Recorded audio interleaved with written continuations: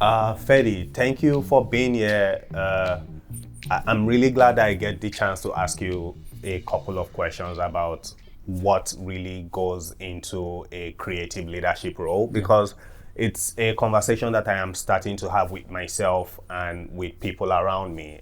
I've been in advertising since, say, 2009, 2010, and I consider myself to be someone that wants to give back, and also I have a strong POV about advertising, and so I want to put myself on the line more. And one of the things I wonder about when it comes to going into a creative leadership position is, did you have anyone that you were emulating, anyone that you were looking up to, that you liked their style, and was there anything that you thought to yourself you would do different as you were emulating them? Like how did that feel going into the creative leadership position, and exactly like who did you take along with you as a mentor to coach you in?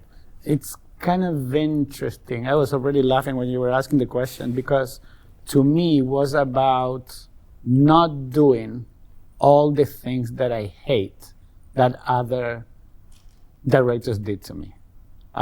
We all have very, very different talents, and some of them are great, and I learned a lot. I could name a few that what I like is that they always give you the latitude to do your thing, to explore, to make mistakes.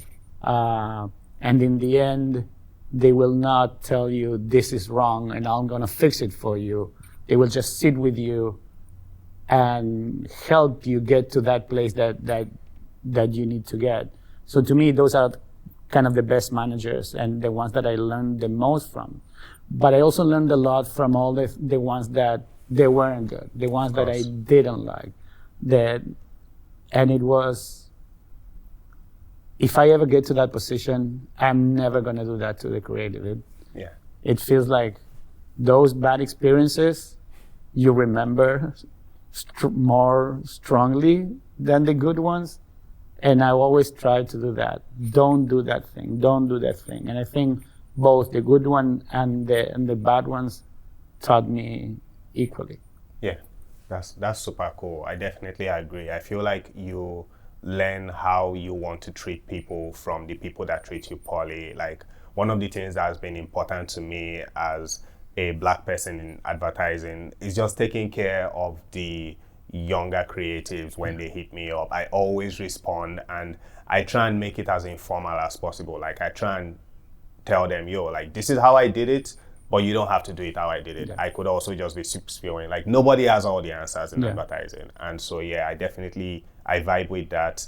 Another thing I'm curious about is, as you take that leap from, say, a CD to ECD, or from an ECD position to a CCO position, how do the measures of success change? Because I feel like there is a lot that goes into the CCO position that has nothing to do with creating work. And I'm very curious how you start to measure your success compared to a CD whose metric is, I want to make this work, I need it to win this award, I need it to hit this press, I want this amount of people to buy the product. How does that change for a CCO? I always use one analogy, and it's like the analogy of a symphonic orchestra. You might have been the greatest musician in the world. You might be an amazing cellist or violinist. But when you get to those positions, now you're the conductor. You don't play anymore.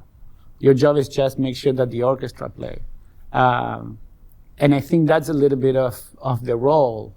You cannot go and do it yourself. That's not your job. Your job is to create the conditions for great work to appear, is to go and help out to whoever needs a helping hand, but not by doing their job, just by teaching them, or by removing the obstacles, or by sitting next to them and tell them that you have their backs. So then again, it's not about you anymore. It's about the work.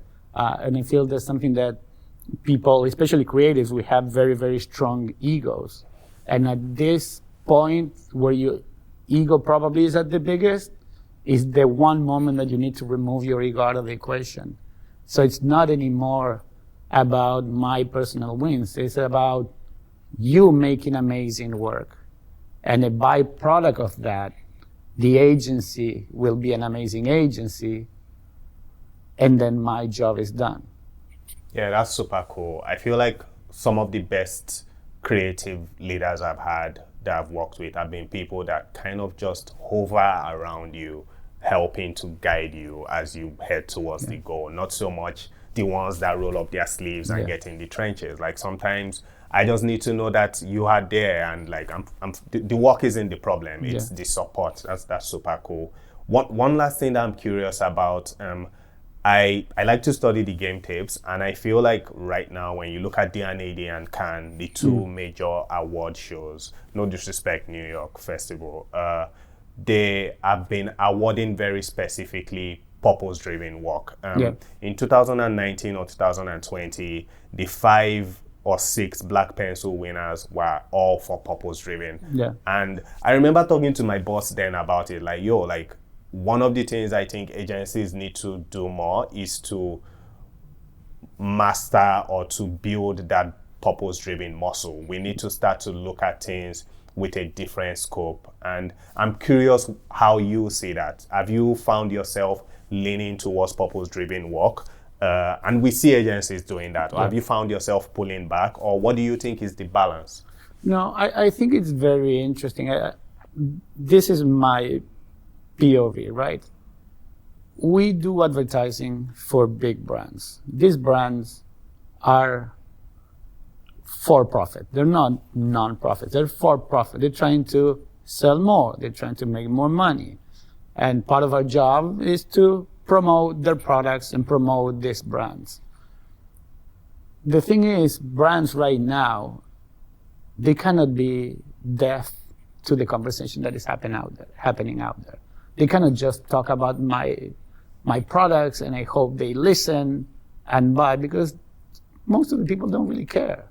So to me, the most important thing for a brand now to be relevant is to talk about the things that matter to the audience and do things that matter to the audience. So in a world where a lot of things are happening, like from global warming to racism or income disparity, brands need to be part of those conversations. And they not only need to talk, but they need to walk the talk. Yeah. And that's is gonna make people pay attention. Okay, this brand that I've never heard of it, or this brand I didn't care about that much. Now I'm gonna care a little bit more. And if I'm gonna care a little bit more and they do good in the world, maybe I'll support them by buying their loaf of bread or their shampoo or their soda. So I think it's right now is the conversation that is happening and brands need to be a part of it. Yeah, 100%. I feel like brand affinity is our larger goal, and a lot of times recently I have found us looking for short term, like, oh, we need engagement, and it's like, yeah, cool, but also we need people to believe in us, so that like I do not stop buying a certain ice cream brand because of how much they are speaking for things I believe in. And so I definitely agree that if that is the tone of your audience, if you see that what they are looking for is what you believe in, then you should definitely say what you believe in. Yeah, it's like finding the loved one, right? You find the one that you like and you love, and you get into a relationship and they bring something to you and you bring something to them. In the brand, sometimes it's kind of the same thing. There's a lot of brands selling out there, and chances are you don't really care about any of them, but who is doing something that relates to me, it's helping me in my life, it's making an impact that I care about. So it's like voting. You vote with your wallet. Yeah.